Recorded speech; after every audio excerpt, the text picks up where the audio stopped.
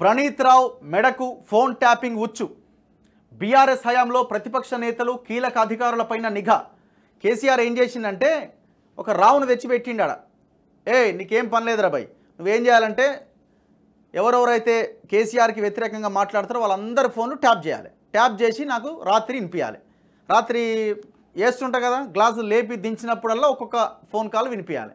So దీనికి ఒక employee అన్నట్టు, ప్రజల జీతంతో ఒక ఎంప్లాయీని పెట్టి, ఒక ఆఫీసర్ని పెట్టి, పోలీసుని పెట్టి ఆయనకు ఒకటే పనిగా ఫోన్ కాల్స్ రికార్డ్ చేయాలి, ట్యాప్ చేయాలి.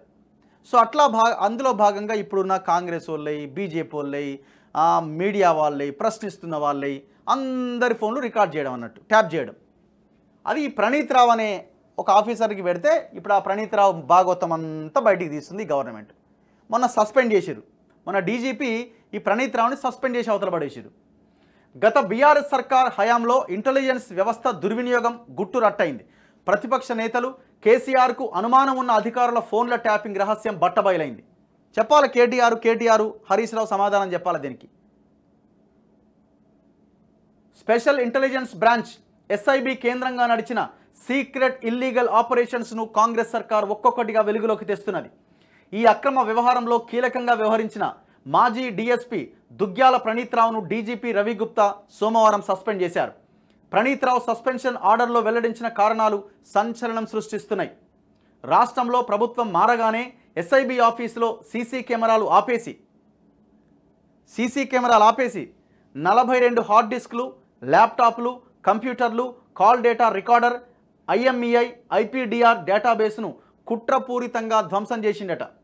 దీంతో ప్రణీత్ రావు పైన క్రిమినల్ కేసు నమోదు చేసి సమగ్ర దర్యాప్తు చేసేందుకు చర్యలు చేపట్టారు. ఇప్పుడు ఈయన మొన్నటిదాకా ఇదే డీజీపీ ఆఫీసులోనే ఉన్నాడు.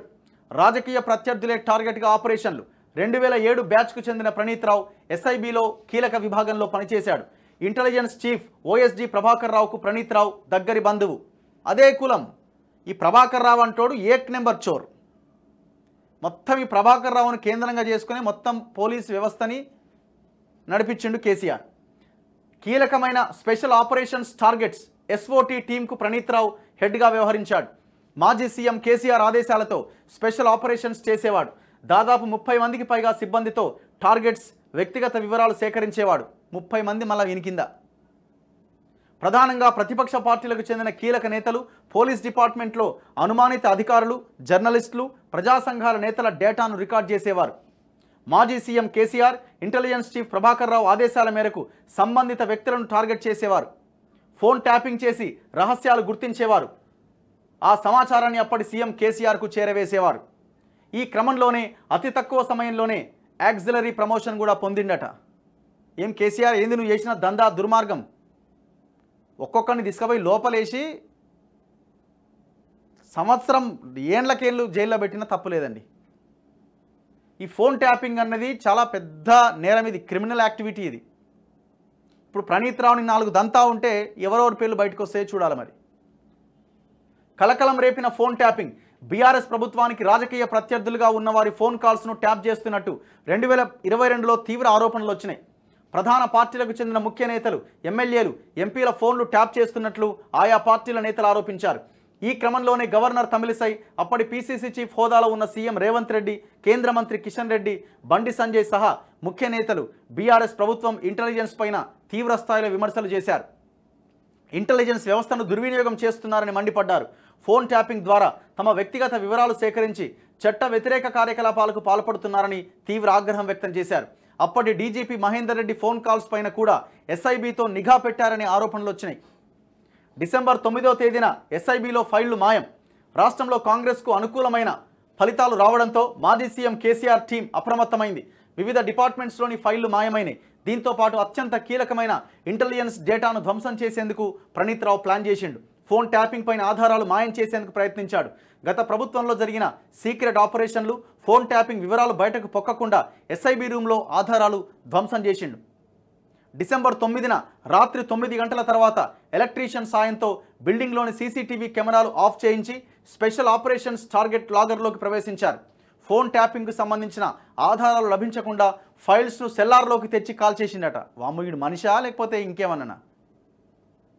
1800 డాక్యుమెంట్లు ధ్వంసం చేసిండట. CDR, కాల్ డీటెయిల్ రికార్డులు, IEMI, IPDR internet protocol detailed record data, డెస్క్టాప్ల హార్డ్ డిస్క్లు, ల్యాప్టాప్లను ప్రణీత్ రావు మార్చేసిండు. మొత్తం 42 హార్డ్ డిస్క్లలో డేటాను తొలగించడంతో పాటు కొత్త హార్డ్ డిస్క్లను వాటి స్థానంలో ఫిక్స్ చేసిండు. పాత హార్డ్ డిస్క్లు, కొన్ని డివైజ్లను ధ్వంసం చేసిండు. ఇంటెలిజెన్స్ సేకరించిన సిమ్ కార్డులకు చెందిన IMEI నెంబర్లను పూర్తిగా ఎరేజ్ చేసిండు. వీటిలో ఉండే ఆన్లైన్ డేటాను తొలగించిండు. తాము రికార్డ్ చేసిన కాల్ రికార్డ్స్ లభించకుండా జాగ్రత్తలు తీసుకున్నాడు. ఇలా దాదాపు 1800 డాక్యుమెంట్లను ధ్వంసం చేసినట్లు ఉన్నతాధికారుల విచారణలో వెలుగులోకి వచ్చింది. ఫోన్ ట్యాపింగ్ వ్యవహారం బయటపడకుండా ఉండేందుకే ఆధారాలు మాయం చేసినట్టుగా గుర్తించాడు. ప్రణీత్ రావు పైన క్రిమినల్ కేసు నమోదు చేసి దర్యాప్తు చేపట్టారు. గత ప్రభుత్వంలో కీలకంగా వ్యవహరించిన మరికొంతమంది ఇంటెలిజెన్స్ అధికారులపైన చర్యలు తీసుకునేందుకు రంగం సిద్ధం చేసినట్లుగా సమాచారం. చూడండి ఎంత దుర్మార్గమో, ఎంత ఘోరమో. ఈ ఫోన్ ట్యాపింగ్ అన్నది క్రిమినల్ యాక్టివిటీ. ఈ దొంగలని కేసీఆర్ కూడా లోపల ఉంటాడు ఈ కేసు విషయంలో.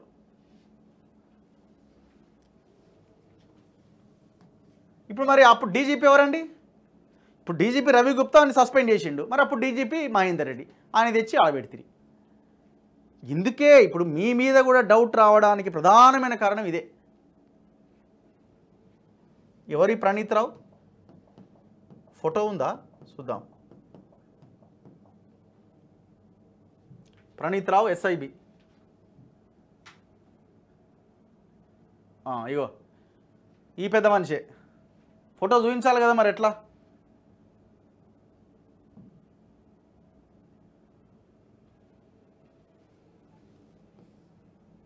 ఈయనే, ఈ మహానుభావుడే ప్రణీత్ రావు. దొంగలు బాగా ఒక్కొక్కటి పైసలు తీసుకొని మొత్తం ఈ దందాలకు పాల్పడ్డారు.